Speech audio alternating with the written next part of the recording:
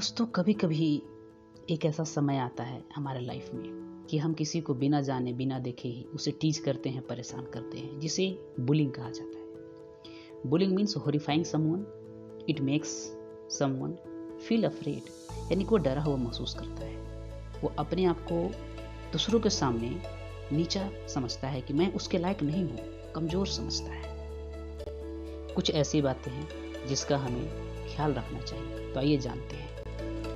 Bullying का सीधा मतलब है किसी को नीचा दिखाना, उसकी बेइज्जती या अपमानित करना, उसे यह एहसास दिलाना कि तुम किसी कारण से हमसे कम हो या हमारी बराबरी के नहीं हो। इस प्रकार वह व्यक्ति अपनी ही नज़रों में गिर जाता है और अपने आप को किसी के सामने लाने में कठिनाई महसूस करता है। वो किसी के सामने अपने आप को प्रस्तुत नहीं कर सकता, यानी कि रिप्रेजेंट करने में उसे दिक्कतों का सामना करना पड़ता है। ये किसके कारण? ये हम लोगों के कारण।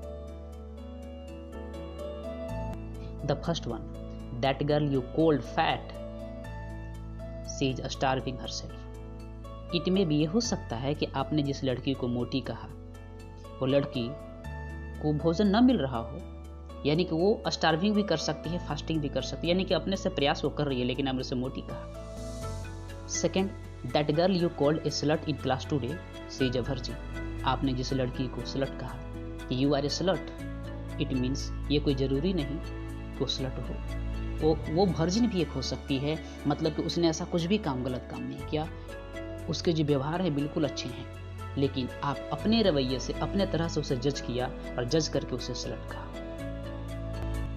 Third one, the man you made fun of for crying, his mother is dying. आपने जिस व्यक्ति को अपने मजाक के लिए उसको इतना सुना दिया कि वह रोने को आ गया।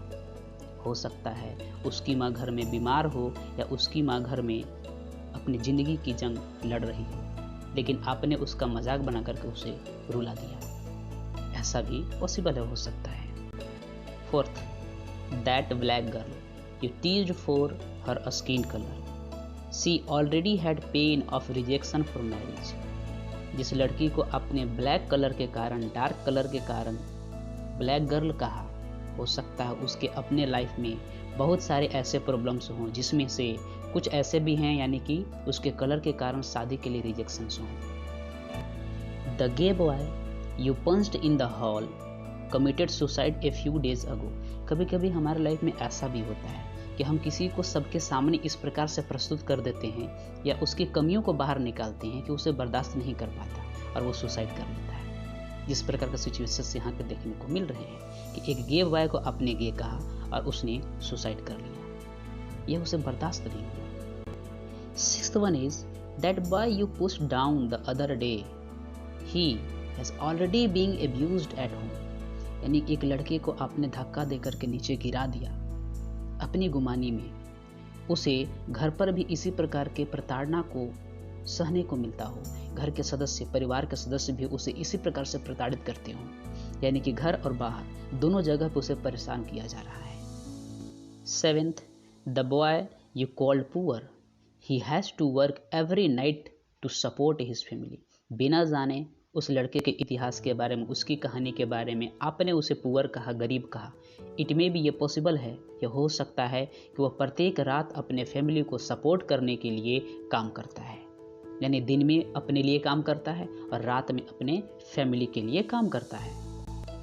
Eighth one is the old man you made fun of cause of the ugly scars, he fought for our country. एक बूढ़े व्यक्ति को देख करके, उसके शरीर पे घाव के निशान को देख करके आपने कहा ये कितना बदसूरत है, ये कितना बदसूरत दिख रहा है, लेकिन आप उसके इतिहास को नहीं जानते। उसने हमारे देश के लिए लड़ा है, उसने अपना कीमती समय और कीमती जीवन हमारे देश के लिए दिया है।